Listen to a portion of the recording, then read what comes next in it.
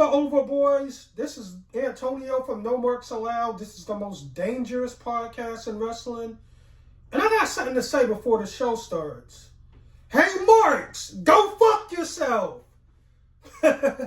Man, Cody Rhodes set it off, bro. I love Cody Rhodes because Cody Rhodes is that old school baby face we need. Something that John Cena was. We thought John Cena would never turn, but hey, John Cena did everything anyone could do in the professional wrestling business except for go to AEW. It's like when the Young Bucks and Kenny Omega was finishing out their Ring of Honor thing. They was about to go to WWE. They talked to Triple H, Matt, Nick, Kenny Omega. They had plans to bring him on the main roster, give him creative control. But they wanted Hangman to go to NXT with Marty. They were all in on the Elite. And I wouldn't have been mad if the Young Bucks and Kenny Omega went to WWE because they did everything they could do in wrestling. And that's when AEW and Tony Khan was the genius to, form AEW, and the rest is history. I'm not mad at John Cena turning heel. And this is great. If John Cena can defeat Cody Rhodes and make history, he can do that World Farewell Tour, not only as the top guy in the company, but as a heel. We never seen John Cena as a heel WWE champion. We just never seen that, and that would be so awesome. And I always clown Jey Uso for choosing Gunther. I want to apologize, Jey Uso, for doing that, calling you a sucker, because you passed the ball to John Cena, the main event, WrestleMania Night 2. And, break, the five Mania streak of Night 2 main events of Roman. And John Cena did it with the right guy, The Rock.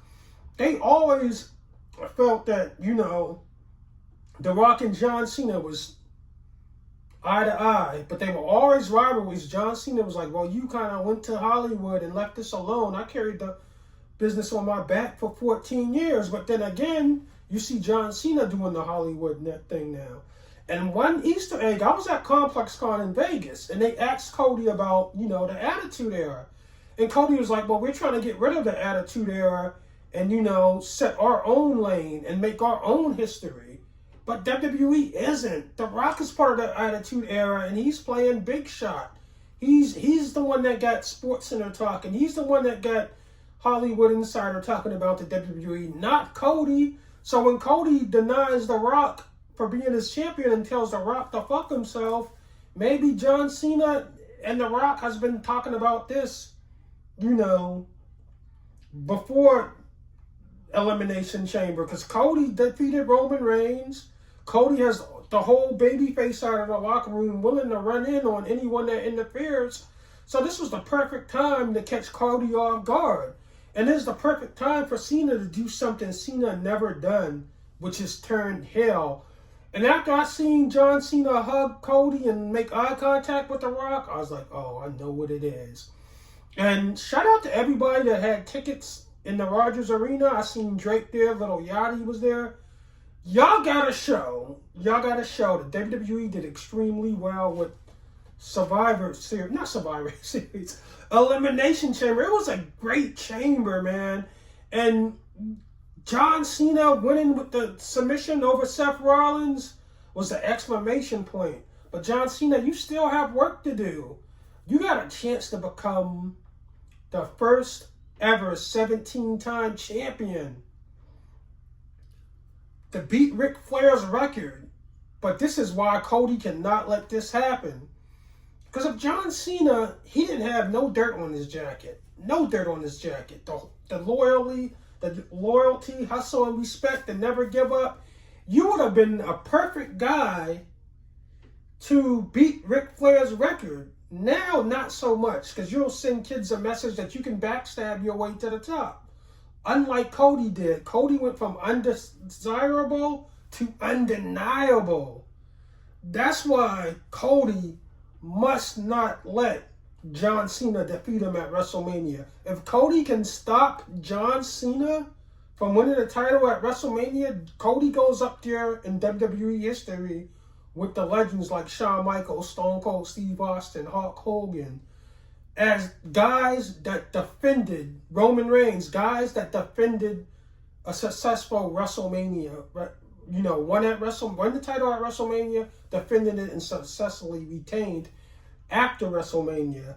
Now, I don't know if Cody can do 3 years straight, 4 years straight like Roman, but he might be. If he can beat Cena, man, that would be, WWE history. We don't want to see Cena go out as a heel and cheat and break that record. You know what I mean? So just like the locker room came to Cody's aid against Roman to make sure that BS didn't happen at WrestleMania 40, hopefully they got something in plan where if John Cena and Cody lines up to fade and Cody is getting the best, The Rock won't come in. Anybody else that might want to come in won't come in. But Cody and Cena has a chance at history at WrestleMania 41, and the WWE couldn't have done this any better. Now, where's Roman? Do we need to put that funny sweater on Roman Reigns and the glasses on Roman Reigns? And where's Waldo? I haven't seen Roman since, I haven't seen Roman since Raw's Netflix debut. I mean, maybe he did show up after that. I heard he had a stare down with Jacob Fatu, but this will be crazy, and it would be kind of a bad look for Roman Reigns not to be in WrestleMania just because he didn't main event. That would be some sucker shit, because there's a lot of people that ain't main event WrestleMania and still showed up and wrestled. Now, are we going to get Jacob Fatu versus Roman Reigns? Because Roman Reigns and Jacob Fatu had a face-off. And either though Solo couldn't beat Roman, and he got the Uha taken from him, can Jacob Fatu take the Uha from Roman? Now, we all know Jacob Fatu is a superior in-ring talent and wrestler than Roman. But what Roman has is the heart and the strength. Even he showed that heart and strength and that endurance by kicking out of a lot of finishes when he was with Heyman. But he also showed that he could win matches without the interference of Jey Uso and, Jimmy Uso, Solo Sakai, and sometimes Sami Zayn, when Sami Zayn was on that heel stuff. But what about Roman versus Seth versus, CM Punk? Or even just Roman versus CM Punk? Because Roman versus Seth plus CM Punk, it's a lot of story and it's a lot of messiness in that. Because, CM Punk and Seth Rollins still hasn't resolved their rivalry from, the Raw Netflix main event that they had in LA. So I would rather see CM Punk versus Roman on a standalone match. But see, we got a problem with that. Seth Rollins would be like, damn, why can't I get in this? Who would Seth Rollins face? So the logical thing would do you have several options for Roman Reigns at WrestleMania. Jacob Fatu versus Roman solo match.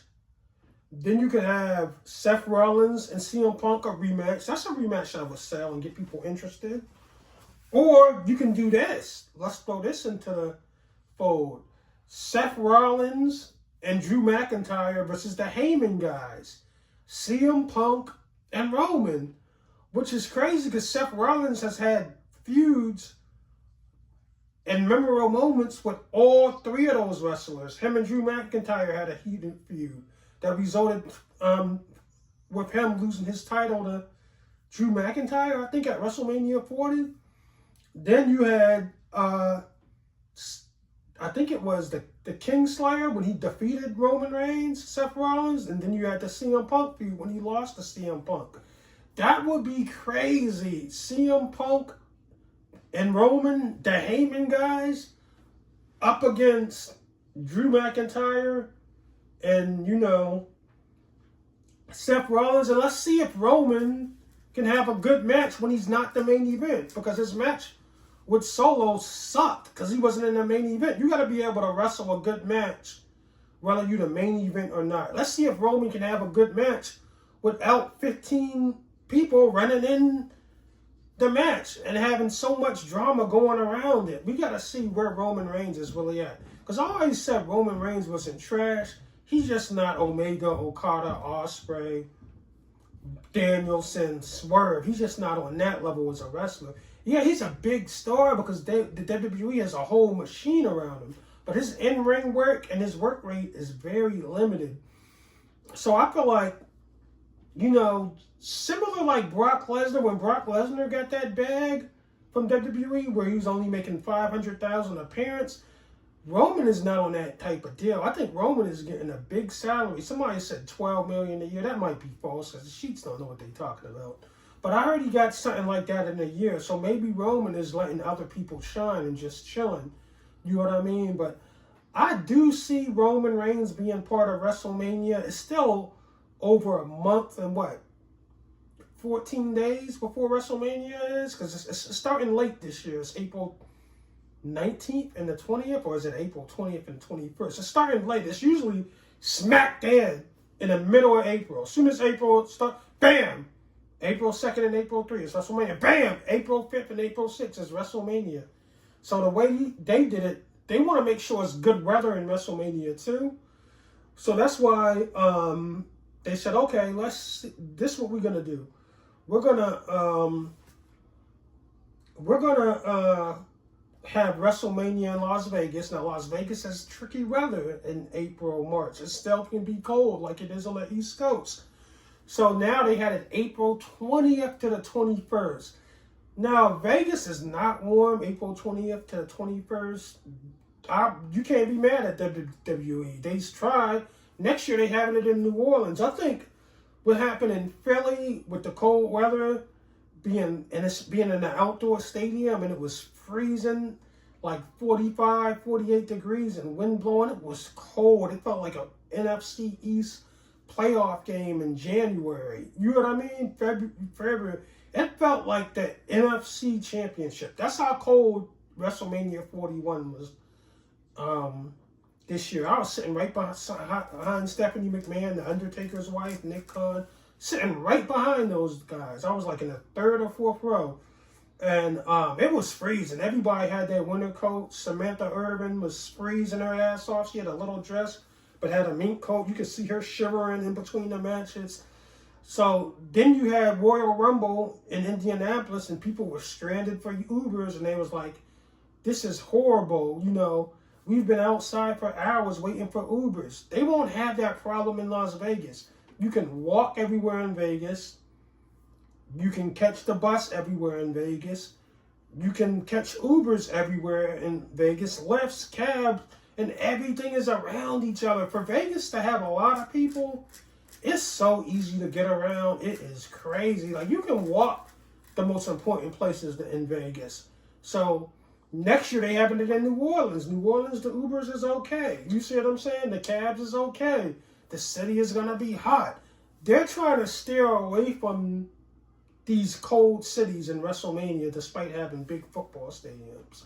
And I think they're doing a good job with the last two WrestleMania selections, New Orleans and Las Vegas. So now that New Orleans is going to be super hot, I wonder if the WWE is going to have it in the beginning of April now, or is it going to be in the middle of April? I feel like it being in the middle of April, or at the end of April, the 21st and the 21st, is good for people that's trying to save their money and get there. You see what I'm saying? Because WrestleMania is an expensive trip. Hotel, plane, tickets for both nights. It's like if you don't plan, you could be on the short hand of the stick because this is the beginning of April. So this gives people to, pay their bills, mortgage on time, and then be able to head out to WrestleMania because it's in the middle of the month. So shout out for the WWE for doing that. Now, shout out to the Women's Rumble. And, man, I got to say, I'm a strong advocate for the MCU, the Marvel Cinematic Universe, to cast Jade Cargill as Storm in the X-Men movie. Man, she looked just like Storm when she came and wrecked Naomi. And another thing, you got to cast Method Man as Bishop. Even look at X-Men 97, the way they drew Bishop. They made the nigga look like Method Man. So X-Men MCU universe cast Method Man as Bishop and Jade as Storm. But shout out to Jade because she stood on business. She let everyone know who attacked her and surprised everyone by revealing the snake. And it was Naomi. Naomi, she didn't have a lot of motion. Jade and, Bianca was like the tag team champs. We always thought Jade and Bianca was going to give us that dream match. Two powerful black women in the square circle. But, Bianca took her in as a sister and they were like this. So when, Jade goes in there and goes batshit crazy and beats the hell out of Naomi, Bianca is crying like, what's going on? I thought we was all supposed to be friends. What's going on? But damn, Naomi, man, they always say this is always us, man. Like, when black people take up for black people, the biggest enemy of black people is black people. It's more white people that, agree with me on the WWE treating black male wrestlers bad. They agree with me and they're like, yo, these guys are good, but it's always some, house Negro that want to defend the WWE. But let's get back on track. Jade looked like $1,000,000. And man, I can't wait until WrestleMania 41 because I know she's going to get that fade with Naomi. And I can't wait until Rhea Ripley takes on Bianca Belair in WrestleMania 41. I don't think they ever wrestled each other, did they? Because I'm an AEW guy. I forget a lot of WWE stuff after WrestleMania. But if they did, this is going to be the rematch. And Bianca can go into, great levels. Because Bianca has a streak going. I think she's undefeated in her last, 6 WrestleMania matches. So if she can beat Rhea Ripley, who has been going through, hell with Dominic cheating on her and Liv Morgan being toxic, beating her down every which way but loose, not only physically in the ring, but mentally. If Rhea Ripley can go in and defeat Bianca Belair, the best WWE female wrestler in the last, 5 to 6 years, Rhea Ripley will be amazing. But shout out to Jade Cargill, man, and the woman, because they really stepped their game up. I think the women's match was better than the actual, men's Royal Rumble. Especially when Bianca Belair, hit Liv Morgan with her ponytail. I think that's one stiff move that people got to take, and they can't get no receipts from it, because I think creative be like, yeah, you got to take that one lash whooping from Bianca. And I don't know if they got microphones in her ponytail or if Bianca Belair is really hitting people that damn hard with that ponytail. Because, they put microphones on the bottom of the mat, so when people, hit the mat, like, boom, bam! You know what I mean? Me and my homeboys used to be like, when somebody, got the shoulder bump, and it didn't sound, it didn't look too, much of nothing when somebody would shoulder bump you and you fall to the ground, but it sound loud. We used to look at each other like, do you hear how loud that was? Which is crazy, but, damn. I don't like to do the smart thing, but what if Jade cost Bianca the title because she wants to be friends with Naomi at WrestleMania? Man. Las Vegas, Las Vegas! I was about to sit this WrestleMania out because if Roman was going to main event night 2, I don't think I could do it. But shout out to, Jade, man. She stood on business. And, she looked fierce coming to that ring. Liv Morgan was like, oh, what is she about to do? I want to see on Raw or SmackDown what's really going on. If this is the time that I'm going to probably watch Monday Night Raw, it's probably going to be this Monday because I want to see the reactions. Now, I know Travis Scott happy because he finally in the ring with the people he wanted to do business with in WWE. He didn't want to walk Jey Uso down to the ring and be like day one and do all this. He don't know who Jey Uso is. Travis Scott, one of the biggest names in hip-hop. He wants to be in WWE with the people everybody wants to know and wants to be around in WWE, which is The Rock and John Cena. And now that John Cena turned heel, everybody's saying that saved their WrestleMania 41. People was gonna go to WrestleMania anyway, no matter who was in the main event. It would have been Cody versus Randy Orton, Cody versus Jimmy Uso. People don't go to WrestleMania because it's the biggest show in the industry. All these small independent wrestling companies and indies, they all go to WrestleMania and throw shows during the week because they know all kinds of wrestling fans are going to be at WrestleMania. And it's a good time for them to go see a whole bunch of indie shows that wouldn't come to their city. Sort of like All-Star Weekend. WrestleMania weekend is like the equivalent to All-Star Weekend in the NBA. But damn, did you see Travis Scott slap the hell out of Cody Rhodes? Even The Rock was like, yeah, you slapped the shit out of Cody Rhodes. Even on Twitter, somebody was like, did somebody tell, did somebody tell Travis Scott that wrestling is not real? He slapped the shit out of Cody Rhodes. But yo, I hope that's it. I wouldn't want to see it. Like when The Rock slapped Cody, that was legendary. But then they kind of watered it down because Cody ended up slapping the Rock. But everybody always remembered when The Rock slapped Cody, so it didn't really mean nothing. Just like no matter how many times Cody Rhodes slapped Travis Scott, they don't always remember the first slap. And that first slap was hard as hell when Cody was on the ground. And then The Rock got to beating him with that strap. That was crazy, that weight belt. But Travis Scott can't get no bigger with John Cena and The Rock. This is who we need Travis Scott champion. We don't need Travis Scott champion and, Jay Uso. He's a mid-carder. Travis Scott got to be in there with the big dogs. John Cena, Cody Rhodes, and The Rock. And what's up with Cody Rhodes? His life changed. They always say it's not what you know, it's who you know. No, who you know gets you in the door. He knew the Young Bucks, and then he got in AEW, Ring of Honor, and he was out of there. But what got Cody to the top of AEW and WWE is with that American Nightmare signature. So it's not who you know. Who you know gets you in the door. What you know stays with you, and that what keeps you in the business for a long time and what makes you a legend, because the WWE made Cody Rhodes. AEW was fathered by, not AEW, but let me start all over. WWE birthed Cody Rhodes. AEW fathered the American Nightmare. So this American Nightmare is not a creation of, WWE. That's the creation of AEW. So an AEW superstar came in there and took the wrestling world by storm. And what if Cody Rhodes can get a WrestleMania main event or a SummerSlam main event with The Rock? Cody did what every wrestler wanted to do. Quit WWE, go back to the indies, go to AEW, get hot, and then come back because the WWE see that you got over somewhere else, and now you on top of the wrestling business.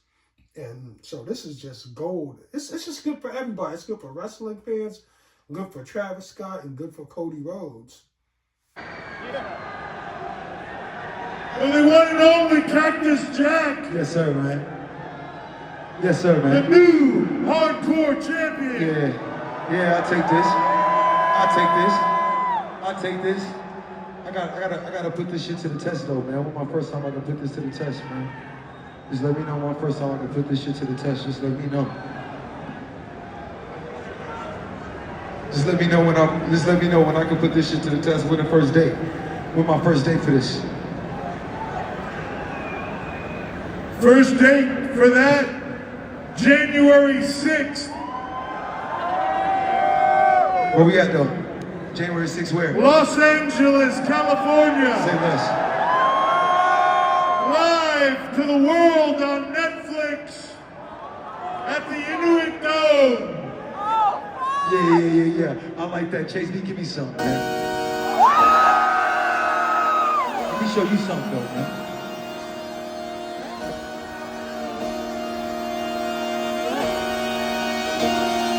Yeah. Just come outside. Good night. Yeah.